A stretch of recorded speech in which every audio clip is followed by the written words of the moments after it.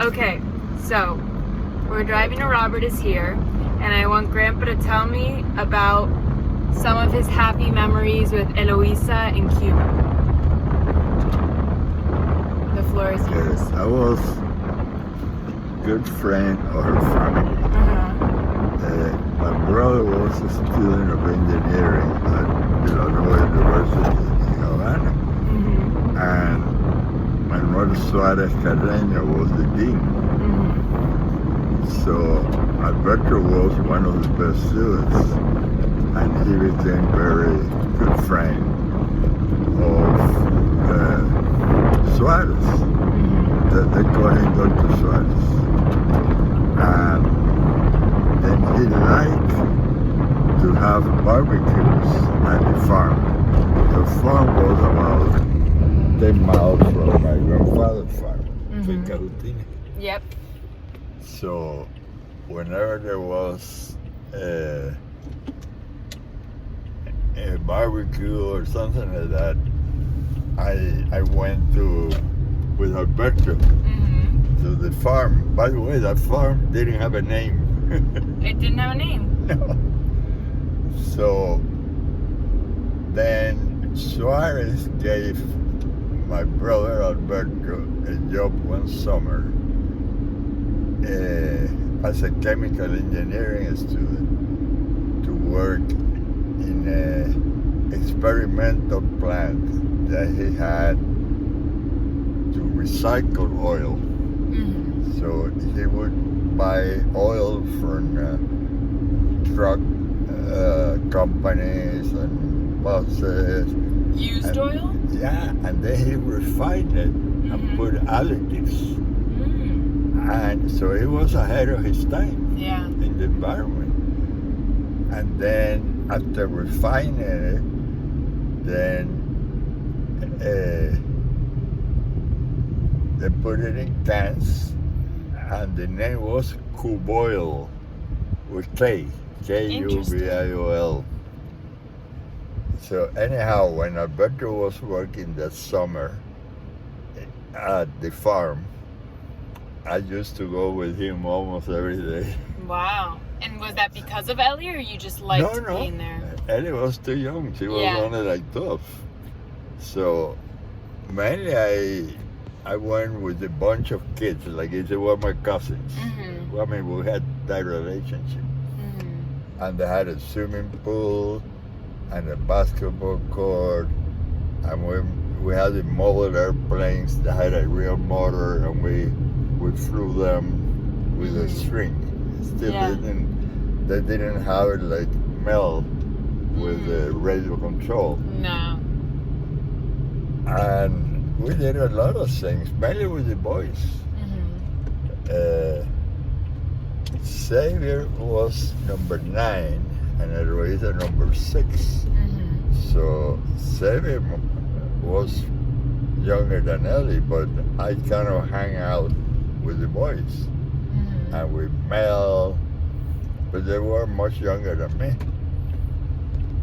And then I became very good friend of the family. And I remember Ellie was tough, so I didn't pay any attention to her. But as she grew up, by the time she was 13, she was flirting with me. She was flirting with you. You weren't flirting with her. She was too young for me. Okay. So how would she flirt with you? Oh, like she paid attention to me, and then one time we had another barbecue, and I remember I had a paper plate with salad, croquetas, sandwich. And she came and stole from me one croqueta. No, croqueta de jamón. See? Wow.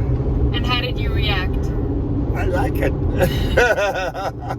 And she always remember, after we have been married, sometimes she said to me, I remember when I took a croqueta from you. Oh my goodness. And she must have been like 13, no more than 14. So in a way, she was flirting. Yeah. Because for me, she was too young. I was like 4.5 years older than her. And when I started going to the farm, I was already in junior high school. So then the friendship continued with her father, and then her father, I think I mentioned it, Ana Sofia Carmen's house, when they filmed, that he founded a democratic movement called Democracia Orgánica Cristiana, that later merged with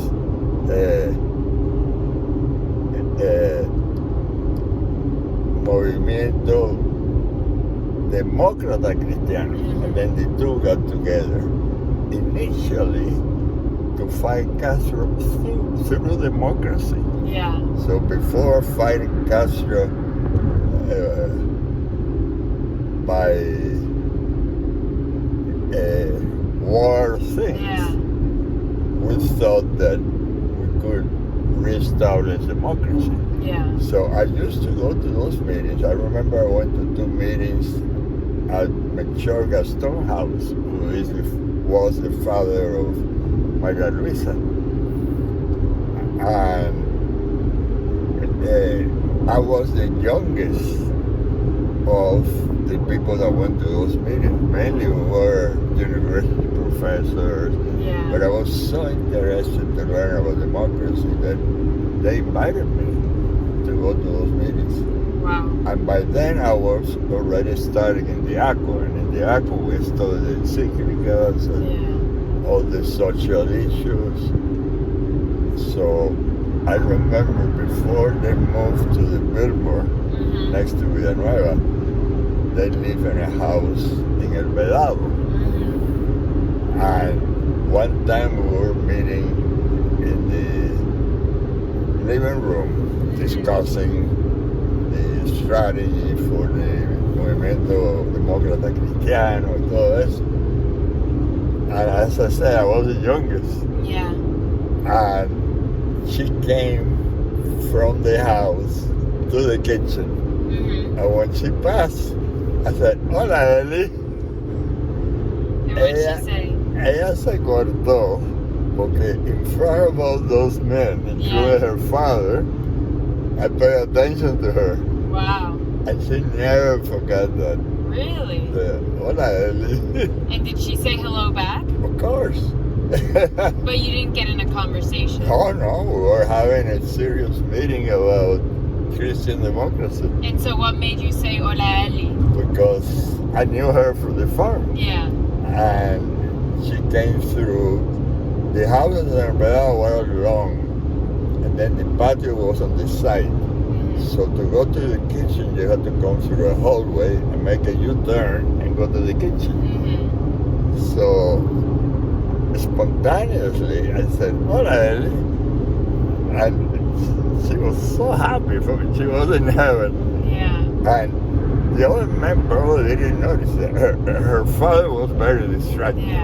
He never found out until we became novios that I really liked her. Because he lived in his world. The university, the inventions, he was always inventing something. And was he surprised when he found out that you guys were dating? Oh, he was very happy. He was happy? Yeah, because I was an ACU member, a Barrega alumni. Were you intimidated by him? Not at all. Not at all? Wow.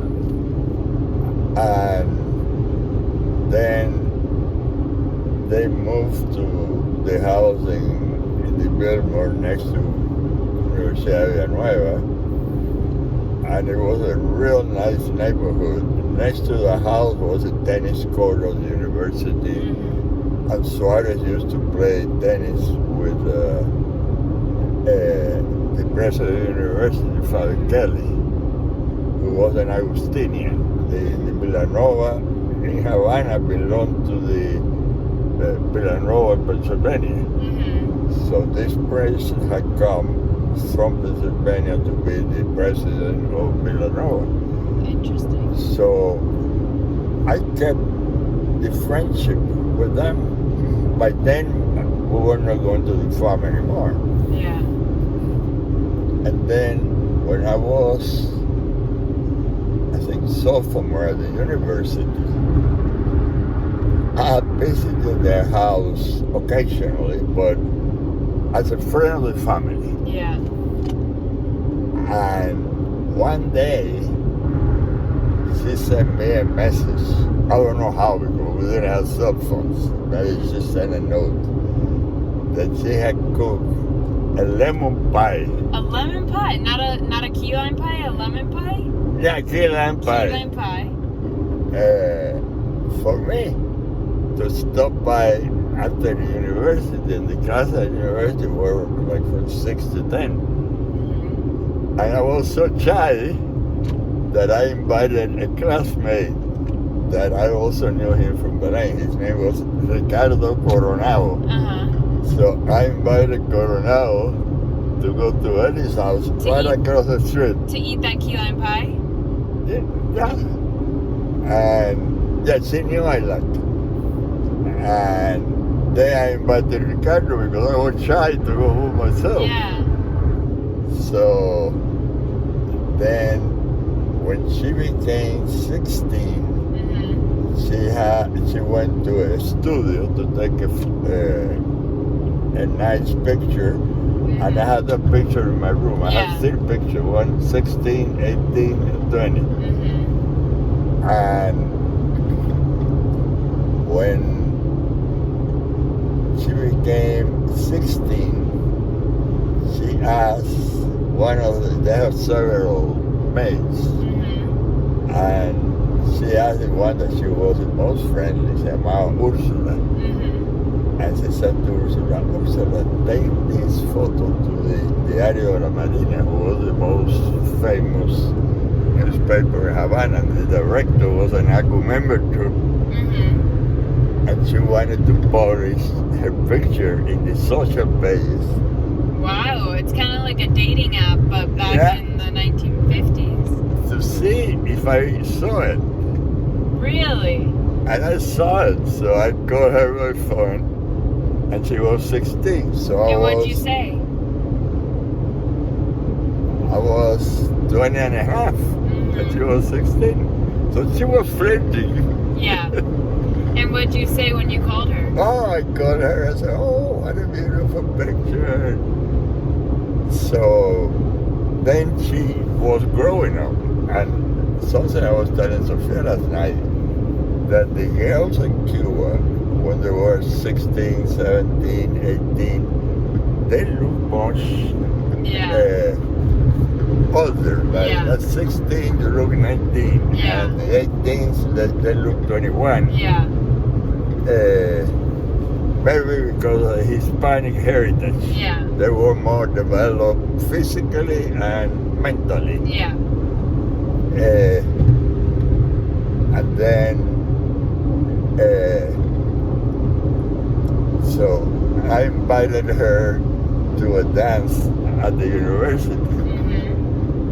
And she was in, how do you say, blue sky, how do you say? Like she was in heaven? She was over the moon? Yeah, because here was sophomore at the university inviting a 16-year-old to a dance. Wow. So we went to the dance right across the street from her house. Yeah. And then sometimes the group, because we were a group of friends, would go to do like excursions. One time we went to Tarara, which was a beautiful beach, about an hour and a half from Havana. What's it called? Tarara. Tarara? Tarara. Wow. And one of her aunts had a beautiful house there at the beach. And then on the way to Tarara, the group, I think we were in 2 cars, but it was a group of boys and girls. Nobody was dating each other. We just, instead of girlfriends, we were friend girls. Yes, friend girls. And we all enjoy each other's company. Yeah. So I remember we stopped at the Caverns. It was Like, have you been to the little Ray Caverns? Yes. Yeah, something similar, not as Uh-huh. big. I remember I was so shy that I would hold Your elbow? her elbow to go down the cave, or how do you go? The caverns? Cavern. But Were you scared or no, but just shy? I was shy Yeah. to hold hands or Did other people notice that you guys were flirting? I don't know. Did you ever talk with your guy friends about it? Were you ever like, I'm very interested in Eloisa? No. Or your brother, or did you keep to yourself? I think a partner was like my father-in-law. He was up in his own world. engineering and chemistry, so Yeah. he wasn't too aware either. And so how did Ellie react to you holding her elbow at the caverns? Oh, she was fascinated.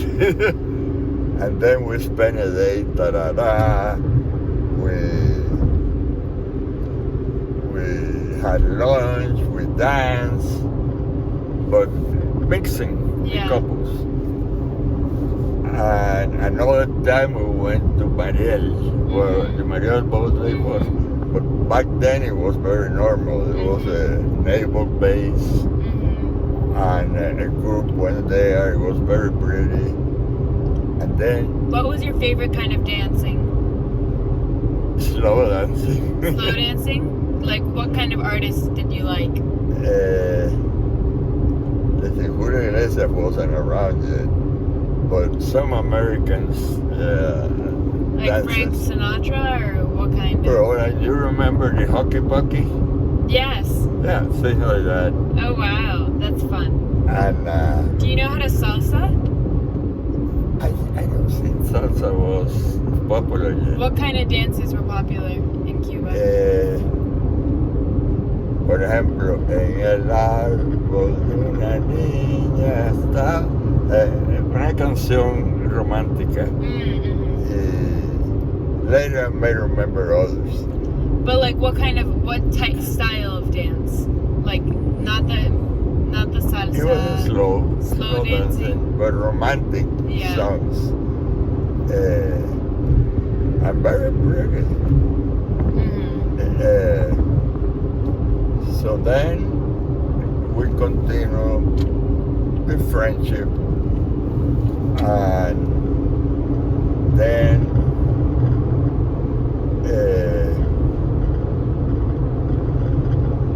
something funny happened. That's the day I fell in love with her.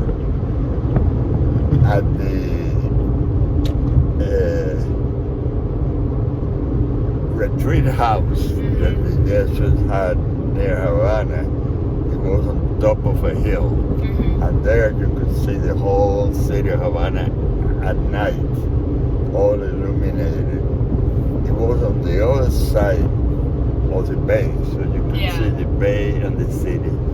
And there they had a novitiate and a retreat house. And Fayorente was the director of the retreat house. Then once a year, on Good Friday, he organized a procession for Good Friday. And then the stations of the cross, I guess they were made of marble, but they were real size. So then people go through all the stations. I will show you photos that thousands of people went in line, and Father Llorente directed the stations of the cross. In Spanish is even Spanish and Latin, Mira Crucis. Yeah. And then I was talking with a friend girl. Okay. That I remember her name was Noni. Okay. And I like her. And I was talking with Noni. And then Ellie had what we call in Spanish, cara dura. You know what cara dura is? ¿Tú sabes lo que es la palabra en inglés? Osadía. Like, I would say, Like, was she jealous? no. She was so valiente. Brave? Brave, yeah, but in a happy way. Okay. That here I was talking with Nani, who was a friend girl, Okay. and she also estaba medio enamorada de mí. Ah. And then Ellie comes and says, Manolo, happy birthday. So that year, Good Friday was on April 15th. Uh-huh. And she remembered it. Wow. And then she gave me one of those prayer cards. Uh-huh. That in the back says, I have offered for you so many rosaries, so many masses, so many communions. And that was called un ramillete espiritual, like a spiritual flower arrangement, but they were prayers. Interesting. So she gave that to me. And then that didn't. I fell in love with her. That's beautiful. So it's her bouquet of prayers that made you fall in love with her. How many rosaries had she prayed for you? Oh, a bunch. She has spent probably 2 months doing it. Wow. And after that, I never went out with Nani. Oh my goodness. But this is interesting. The girls that I dated informally, but I said different parties, different girls, they were all my age. So when I was 18, they were also 17 or 18. And when I was 19 or 20, they were my age too. And then here I am, falling in love with a 16-year-old. Oh my goodness. And that was very pretty because here I had the opportunity to go with older girls. And she became interested in me and I became interested in her. Wow. That's beautiful. Yeah. We'll cut this one here so it's not